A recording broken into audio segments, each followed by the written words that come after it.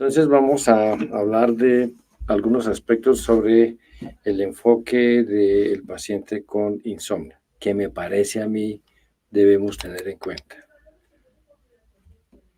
Ok, primero, cuando hablamos de insomnio, tenemos que tener presente dos elementos, que haya síntomas nocturnos y que haya síntomas diurnos.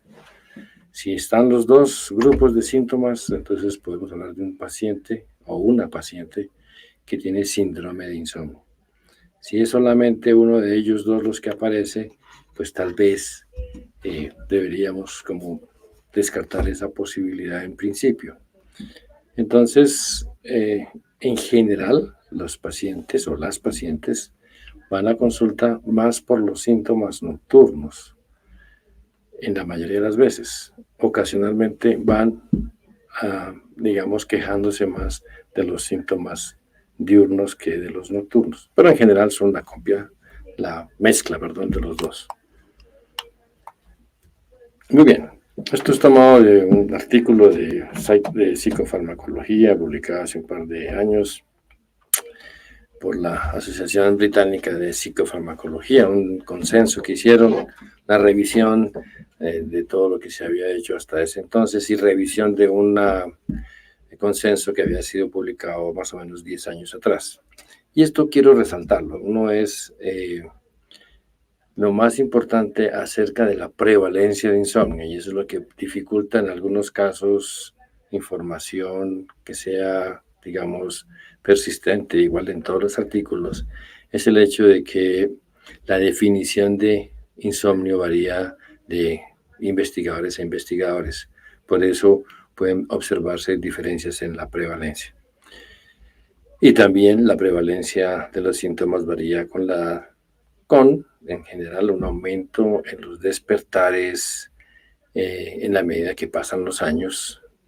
Aquí se señala que con disminución de las quejas con respecto al sueño, pero la sensación que me da a mí es que hay aumento en los despertares y también digamos que la población con insomnio tiende a ser de mayor edad, aunque valga la pena decir, nosotros vemos pacientes jóvenes, desde mi perspectiva, jóvenes es 40, 50 años, que tienen quejas de insomnio. La prevalencia es mayor, se ha señalado así, en mujeres que en hombres, y tengamos presente que el insomnio es un trastorno duradero. Y entonces, en general, los pacientes con insomnio llevan más de 1 o 2 años con esta condición y son los que vienen a consultar a la clínica de sueño. Esto quiere decir que seguramente el tratamiento de ellos va a ser también prolongado. Y lo que se señala aquí al final es que aproximadamente la mitad de todos los pacientes con diagnóstico de insomnio, y esta es la percepción que tenemos nosotros, es que siempre hay una comorbilidad psiquiátrica, ansiedad, depresión, los dos mezclados. Y es muy importante tener presente la depresión. Ya funcionó. ¿Por qué es importante diagnosticar el insomnio? Porque es importante tener presente esa condición. Entonces, el insomnio en general afecta la calidad de vida. Y una de las funciones nuestras es por lo menos intentar mejorar la calidad de vida de nuestros pacientes de cualquier condición médica. Y además que el insomnio es un factor de riesgo para desencadenar depresión como primer episodio o para una recaída en la depresión en pacientes que tienen insomnio crónico preexistente. Entonces es un elemento claro que quiero que ustedes tengan presente. Es importante que diagnostiquemos insomnio porque tiene un riesgo clave para desencadenar o recaída de depresión. Y también algunos trabajos han mostrado un aumento en el riesgo de hipertensión arterial, como ya les voy a mostrar, y algo se habla de diabetes. Por último, pues los pacientes con insomnio tienen tendencia a llevar problemas a su trabajo, lo que produce ausentismo y demás, y accidentes de trabajo, Por consiguiente, la parte de productividad se va a ver afectada, al igual que la relación familiar. Entonces es una condición que tenemos que tener presente y que tenemos que, digamos, diagnosticar. Cuando tenemos a alguien con insomnio, entonces tenemos que tener claro qué es lo que la paciente o el paciente nos está contando. Primero es, ¿qué tiene? ¿Cuál es su problema con el sueño? ¿Es dificultad para iniciar el sueño? ¿Es frecuentes despertares durante la noche? ¿Es un despertar prematuro? La mayoría de las veces inician de una manera, posteriormente se vuelven de otra manera. Quiero decir, al principio tienen dificultad para quedarse dormidos, después se duermen fácil, pero se despiertan prematuramente y muchas veces en la noche. Y posteriormente puede que ocurra que se duermen fácil, pero se despiertan prematuramente y no pueden volver a conciliar el sueño. Entonces, esto, digamos, es desde el punto de vista semiológico útil y también desde el punto de vista etiológico. Se habla del sueño no reparador, que también mencionó Adrián, como una condición que puede ser tenida en cuenta como insomnio. Debemos tener presente cuando vemos a alguien, ok, ¿cuánto tiempo lleva con esto? ¿A qué edad le empezó? ¿Qué fue lo que le desencadenó? Puede que eso ya no tenga importancia relevante para el tratamiento, pero sí, digamos que uno ver qué fue lo que ocurrió y qué ha pasado con el paso de los años. Con qué mejora, con qué empeora, los medicamentos que ha recibido, efectos secundarios y demás. Dentro de ya mirar la parte de sueño, de hábitos de dormir, pues es importante ver qué hace la persona antes de acostarse. En la experiencia nuestra es muy frecuente observar que la gente dice, yo me acuesto a las 11 de la noche, pero están en la cama desde las 7 de la noche. Estar en la cama desde las 7 de la noche no tiene ningún problema si la persona no tiene insomnio. Pero si la persona tiene insomnio, por supuesto que es un problema, que es algo que debemos hacer en el tratamiento, como veremos seguramente más adelante. También mirar la actividad física, el estado mental, la alimentación, medicamentos que use. Hora de acostada, hora de levantada es muy importante. Y algo muy importante es tener en cuenta las 24 horas. ¿A qué hora se acuesta? ¿A qué hora se levanta? ¿Cuántas veces en el día duerme? Es muy curioso, uno le dice a la persona si toma siestas, mucha gente dice que no toma siestas, pero indagando un poco más, se duermen viendo televisión, se duermen leyendo el periódico, se duermen después del desayuno, a eso no lo llaman siesta. Llaman siesta es que se acostó, que se tapó, en fin. Pero todo ese sueñito en el día, pues también le quita sueño en la noche, ¿ok? Y también en qué lo afecta la parte cognitiva, la parte emocional, en su calidad de vida. Y sobre todo en las personas de edad, sobre todo aquellos que se van retirando, los que están en casas de personas mayores, mirar la exposición de la luz, el ejercicio que están haciendo. El cafecito, si es colombiano no tiene ningún problema, si es café de otro país, por supuesto, claro que sí, deben evitarlo, por favor. Ok. Dos cositas sobre depresión que quiero que tengamos presente. Este es un trabajo publicado hace ya unos 20 años, es un súper trabajo, diría yo, es un trabajo de seguimiento de 40 años. Quiere decir que quienes lo siguieron, lo iniciaron, nunca vieron su final. Es un trabajo en estudiantes de medicina de Johns Hopkins. Y lo que observaron o siguieron a este grupo de estudiantes y relacionaron aquellos que habían tenido episodios de insomnio durante su carrera como estudiantes, bien sea por estrés o porque tuvieron insomnio, en comparación con aquellos que no tenían insomnio durante su carrera. Y como ustedes ven, al paso de los años, entonces se observa que los que habían tenido un episodio previo de insomnio iban desencadenando o iban presentando episodios de depresión. Pues no quiere decir que tener insomnio en los años escolares sea factor de riesgo o les va a desencadenar depresión, pero es una observación que hay que tener en cuenta. Con base en eso, se hicieron muchos trabajos. Este es un paper publicado por el grupo de Dartmouth y Rochester, pues de la Universidad de Rochester, en el que hacen una evaluación de pacientes adultos mayores, toman más o menos 1.800 pacientes con síndrome depresivo mayor y los dividen en pacientes sin insomnio, con insomnio leve y con insomnio severo.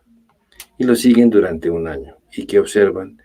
Que los pacientes que tenían insomnio severo o continuo tenían más riesgo y hacían más desencadenación, o desencadenaban más frecuentemente, depresión, se les agravaba la depresión, o si venían mejorando, presentaban recaída. Entonces, digamos que el insomnio es un factor que ayuda a desencadenar recaídas en la depresión y es un factor, pues un elemento que ayuda a perpetuar el insomnio. Aún así, el paciente esté recibiendo tratamiento antidepresivo. Entonces, el mensaje es, pacientes que tengan depresión, tenemos que indagar acerca de insomnio. Si lo tiene, pues también debemos mantener un tratamiento para esta condición con miras a evitar una recaída o perpetuación de esta condición, que es terrible. En este artículo publicado hace mucho tiempo, tomado de un congreso de sueño, cuando íbamos a hacer congresos de manera presencial, ustedes ven que es un estudio de 6 años en el que toman pacientes sin insomnio, pacientes con insomnio transitorio y pacientes con insomnio persistente. La raya de arriba, que es la raya continua, hace referencia a pacientes con insomnio persistente. Y ustedes ven que con el paso de los años eran personas que no tenían insomnio, pero al seguirlos se observa que los que tienen insomnio persistente desencadenan depresión. Y este es un trabajo que muestra cómo entre menos horas duerma la persona, marcado ahí con rojo insomnio. Ustedes se dan cuenta que el concepto de insomnio es subjetivo. Hay gente que se queja de insomnio, pero duerme más de 6 horas. Hay gente que se queja de insomnio y duerme menos de 5 horas. Y lo que se observa es que entre menos horas, y sobre todo si duerme menos de 6 horas, el riesgo de desencadenar hipertensión arterial es importante. Entonces es un riesgo para relación cardiovascular, condiciones cardiovasculares. Y en este artículo ustedes observan las rayas continuas, la línea continua hace referencia a los pacientes con insomnio, y la raya con punticos a los pacientes no insomnes. Y ustedes ven que en las horas de la noche hay una caída en las cifras de presión arterial, lo que es el patrón normal, patrón dipping de la presión arterial, que es una cosa normal fisiológica. Pero si ustedes ven, los pacientes con insomnio de manera continua tienen niveles un poquitico más altos. Hay una pequeña caída, pero no lo suficiente para que sea fisiológica. Es decir, persiste una tendencia a mantener presiones arteriales un poquito más altas. Y como todos sabemos, pues el patrón non-dipping es un factor de riesgo cardiovascular. Entonces, pues bueno, esto simplemente para señalarles a ustedes cómo el insomnio tiene un impacto sobre la depresión, que quiero que quede ese mensaje, y también un impacto cardiovascular que hay que tener presente. La mortalidad, todos vamos a morir con o sin insomnio, pero si miramos en esta imagen, la línea de arriba, la línea azul, hace referencia a pacientes o personas que no tienen insomnio, mientras que la línea de abajo hace referencia a pacientes que tienen insomnio con más de 3 síntomas, 3 o más síntomas. Y ustedes ven que el riesgo de mortalidad se aumenta en pacientes que tienen insomnio más severo en comparación con los sujetos que no tienen insomnio. Nosotros usamos esta escala, mucha gente la usa, otras escalas. El doctor Mohin, que va a hablar ahora más tarde, pues seguramente dará su escala, publicada hace ya 10 años, que nos es útil para, digamos, tener algo. La escala es subjetiva, pero nos permite mirar de alguna manera objetiva qué tan severo es y qué tanta mejoría o empeoramiento tiene la persona. Entonces, es importante tratar el insomnio porque es una condición que afecta la calidad de vida, se asocia con alteraciones en la función de múltiples áreas y aumenta el riesgo de depresión, ansiedad y posiblemente, como les mostré, cardiovasculares. Entonces, el tratamiento será disminuir el sufrimiento de esta condición, mejorar su función diaria, ¿de acuerdo? Su actividad diurna y por consiguiente también evitar que la persona caiga o recaiga en depresión y alguna disminución en el impacto cardiovascular. El tratamiento, pues, lo veremos más adelante, pero en esencia es terapia cognitivo-conductual y terapia farmacológica. Algo que quiero que ustedes tengan presente es esto. Muchas veces la gente se despierta en la noche y lo primero que hace es mirar el reloj. Y cuando mira el reloj, en la mayoría de los pacientes con insomnio,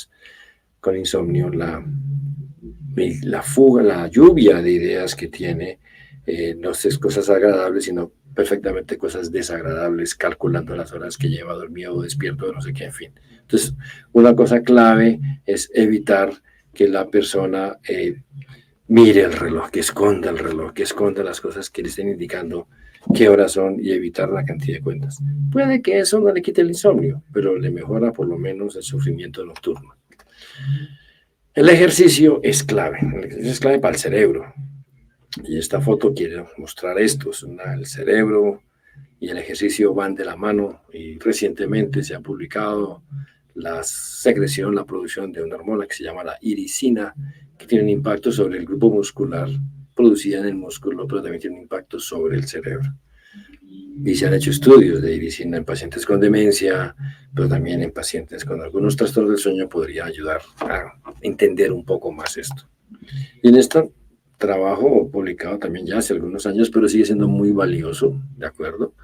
Son de 1.042 individuos mayores de 60 años, los siguieron durante 8 años.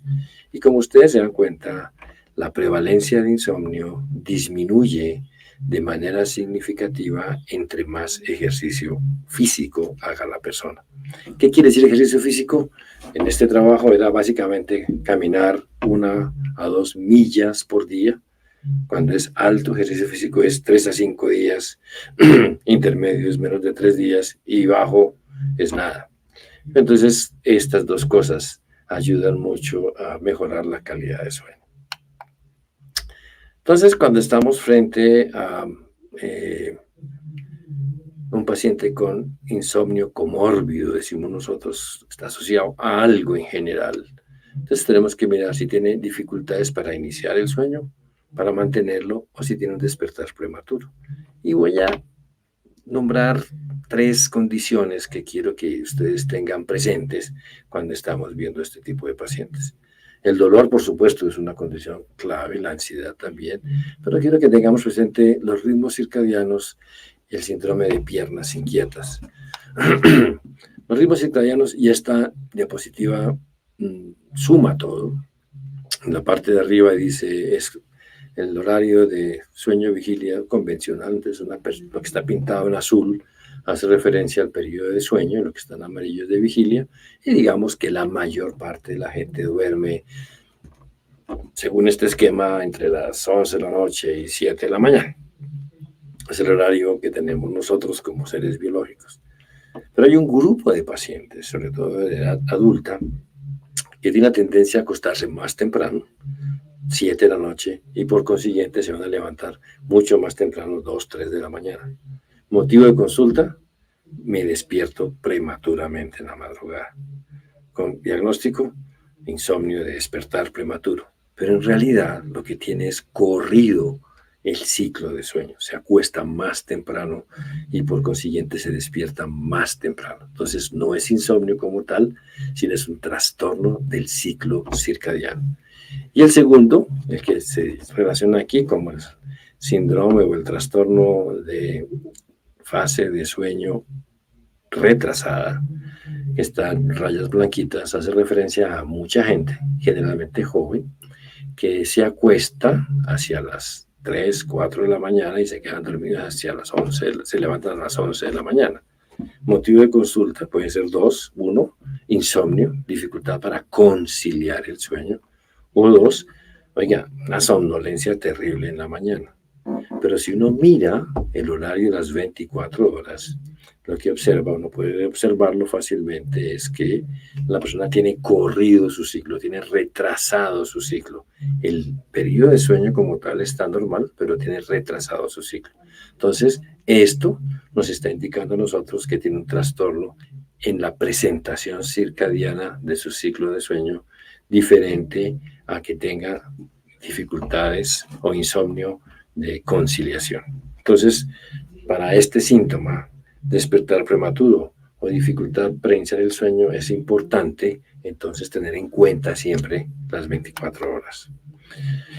Y estos dos elementos, estos dos entidades tienen fundamento biológico. El que tiene el síndrome de fase retrasada, el inicio de la producción de melatonina, que se relaciona con la oscuridad y con el sueño, se hace mucho más tardío, y en los que tienen el síndrome de fase adelantado, el inicio de la producción de melatonina se hace más temprano. Entonces, digamos que hay factores hormonales circadianos que acompañan a estas condiciones.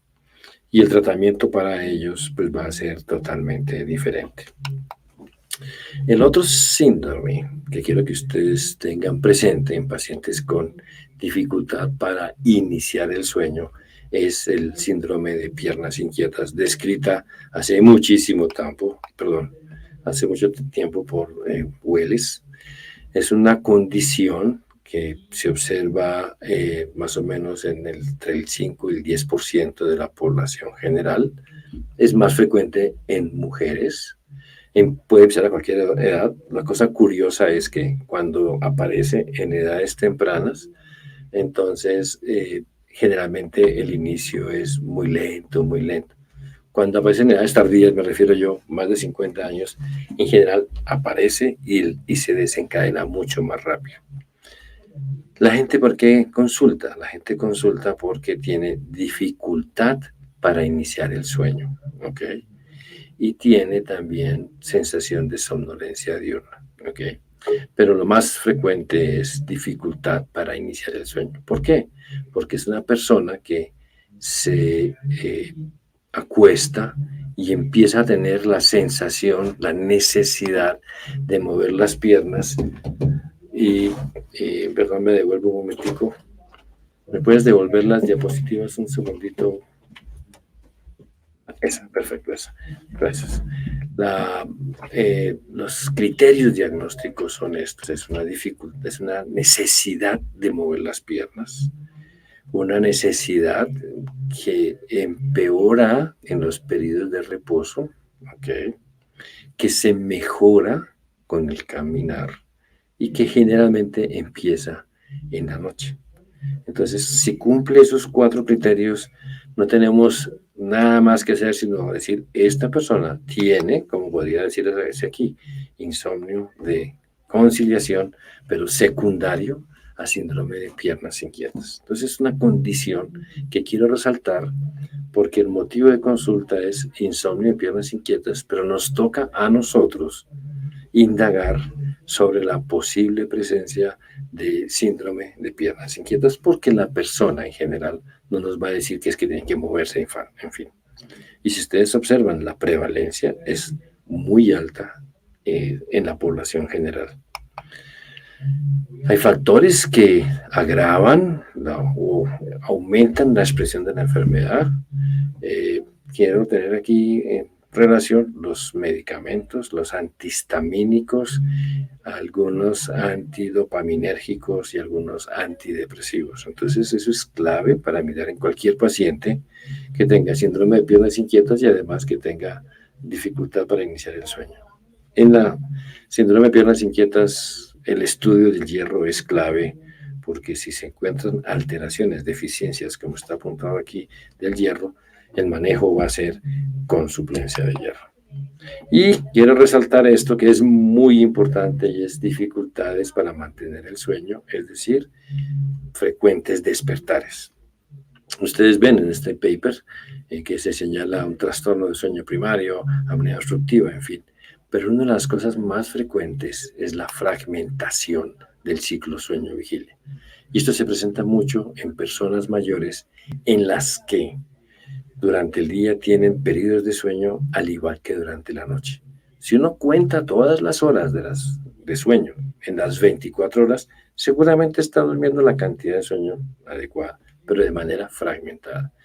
Y esto es un síndrome de sueño fragmentado, ¿okay? O insomnio por sueño fragmentado, porque la persona, digamos que ya está pensionada, no tiene ninguna premura económica, no tiene ninguna cosa, y entonces le hace siesta a todas partes, en la mañana, en la tarde, y por supuesto va a dormir y ya le hemos robado sueñito. Entonces, el tratamiento, como ustedes podrían imaginar, pues no va a ser darle medicamento a esa persona adulta mayor, sino nos toca buscarle que tenga actividades diarias para que esté más despierto, para que esa parte de estar más despierto en el día tenga un impacto sobre el sueño nocturno, como se mencionó en la charla anterior. Muy bien, entonces pues digamos que el insomnio está asociado con riesgos de depresión, bien sea inicio de depresión o recaída. Es un factor independiente de riesgo para hipertensión, ¿ok? En general, y quiero resaltar esto, en pacientes que duermen menos de 6 horas, ¿ok? La evaluación debe incluir pues, una historia clínica sencilla, como las que les he mostrado, pero nos toma tiempo evaluarlo, ¿ok? Y relacionar y tener presente las 24 horas. ¿Qué tratamiento se debe sugerir? Primero, terapia cognitiva comportamental, que veremos ahora. Y en aquellos en los que realmente no mejoraron con la terapia o no la aceptaron, entonces pues el tratamiento va a ser manejo farmacológico. Entonces, digamos que con esto quiero dar por terminada esta charla, simplemente dejarles a ustedes un par de mensajes cuando estemos abordando a una persona que tenga insomnio y tengamos presente propaganda, las 24 horas, qué hacen el día, qué hacen la noche y cómo está la parte homeostática del sueño y cómo está la parte, digamos, circadiana del sueño y vigilia. Muchas gracias.